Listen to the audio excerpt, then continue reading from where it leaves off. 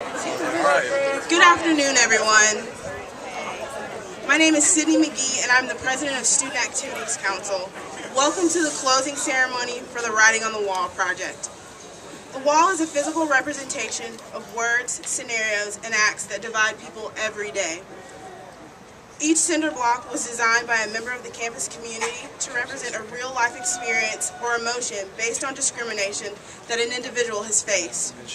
So this wall is a literal depiction of the barrier that prevents us, specifically in our campus community, as individuals, races, genders, and cultures from connecting in our shared community as humans. This is the second time that the Student Activities Council has hosted this project, but the project was originally created at the University of Utah. The Human Ideas Education Committee serves the University of Utah by developing educational programs on human issues for the on-campus community to raise awareness and create a deeper impact through the shared experiences of participants. This committee was approached by the creator and author of the Writing on the Wall project concept, LaDawn Roeder, Assistant Director of the Residential Living Department. Enthusiasm grew, and after a planning committee was formed, the idea expanded to include a week of events addressing issues of awareness. In October of 2001, the Writing on the Wall project became a reality at the University of Utah. Since then, colleges and universities all across the nation have hosted this project on their campuses with a shared vision to inspire individuals to get involved and collaborate with others to take action to confront issues of awareness, oppression, and discrimination.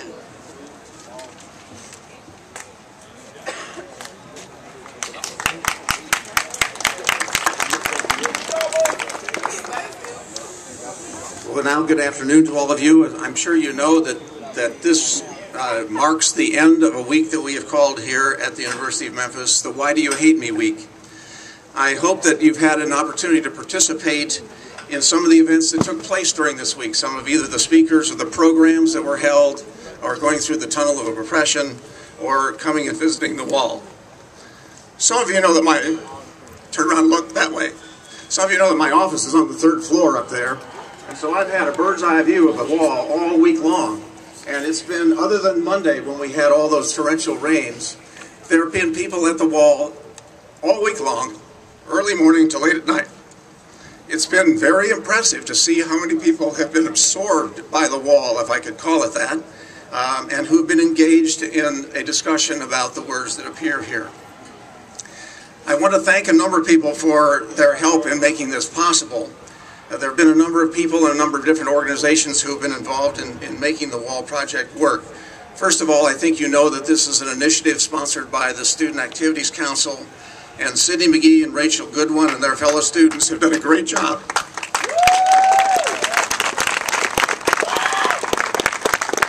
And also, I would thank Angie Norwood and Laura Huffman for their support of it.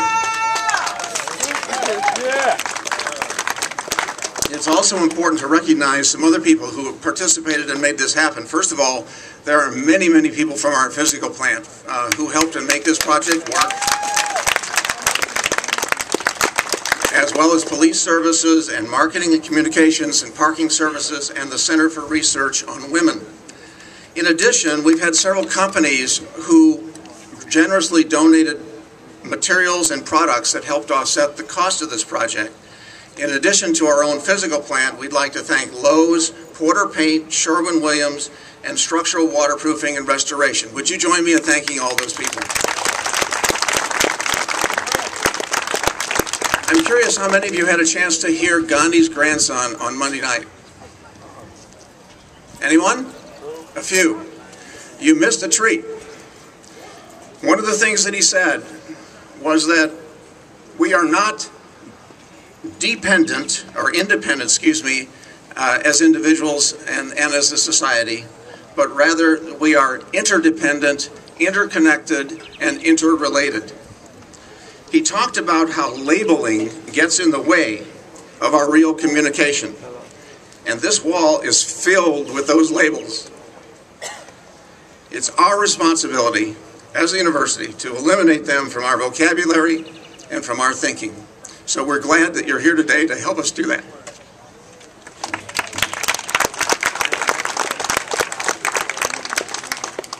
With much planning planning, support, and support from many departments, registered student organizations, students, and administrators, SAC has been able to host the Writing on the Wall project. Over 250 members of the campus community contribute cinder blocks, sharing words that have negatively affected them. The contributors were students, faculty, and staff members of different religions, abilities, orientations, and races. We hope that the wall effectively served as a reminder and a catalyst for dialogue and collaborative efforts to eradicate barriers starting in our campus community. I want to thank you all for coming to be a part of the closing ceremony, and now we will move to one of the last parts of the project, pulling down the wall.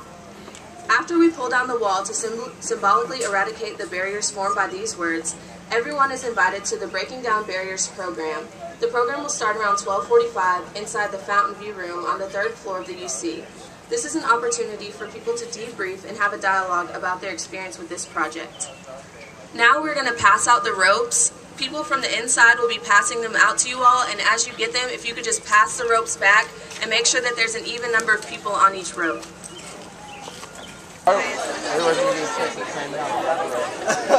Is everyone ready? 10,